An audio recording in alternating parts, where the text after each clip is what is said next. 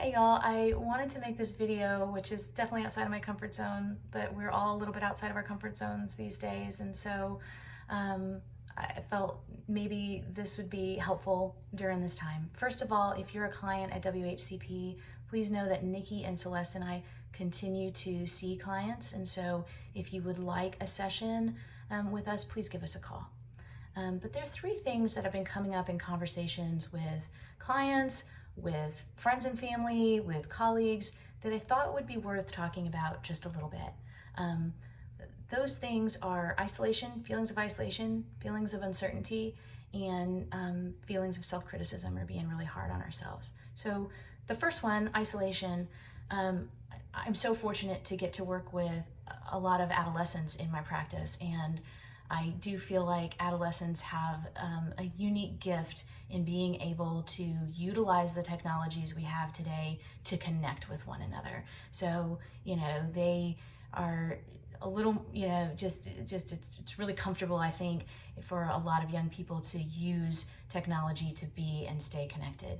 But that might be one way that we start to engage in and use in order to stay connected. So maybe that's a FaceTime call or, whatever kind of works for you, that you could still feel connected even if you are physically apart from somebody.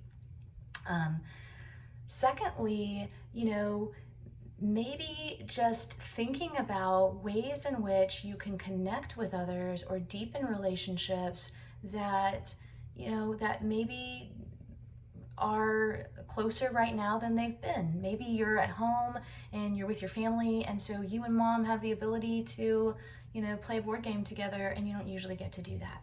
And so maybe be thinking about, if you're feeling those feelings of isolation and loneliness, what are things within your control that you could maybe change or adapt in order to connect with others?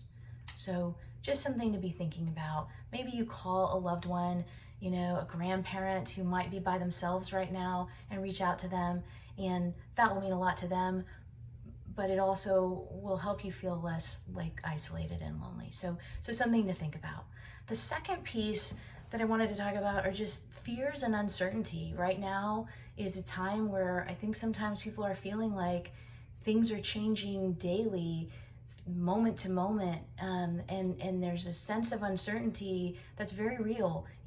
We aren't certain what next week's going to look like, and so that can create additional anxiety for folks. And so I want you to really think about just nurturing and tending to that fear that you're feeling. It's normal to feel that way, and just maybe be a little kinder to yourself with that.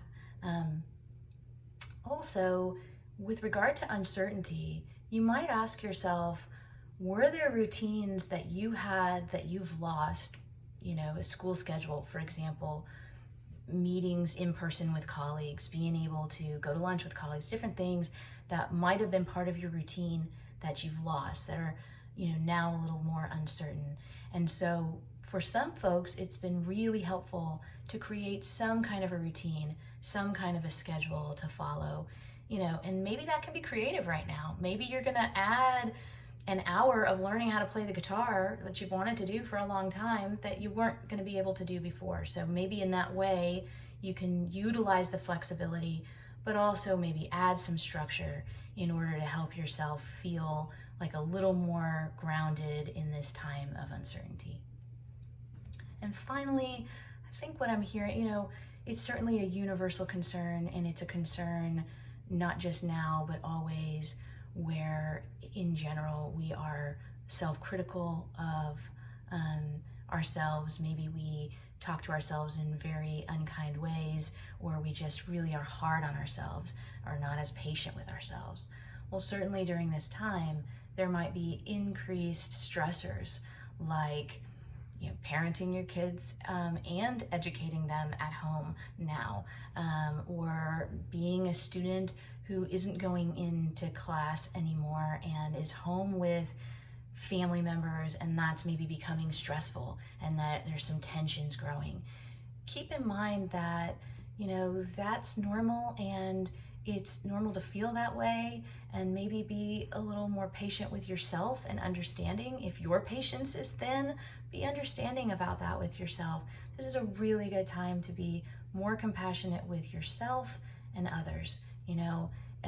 So whether that's just doing those self-care things that you know normally dismiss, you know, like exercise, or eating healthy foods, or doing some calming, relaxing activities, or just really being flexible and understanding with others. Just increasing that understanding right now and giving yourself the space for that. So I hope these things were helpful things to consider. I hope you're all doing really well, and stay safe and well, and we'll talk soon. Take care. Bye.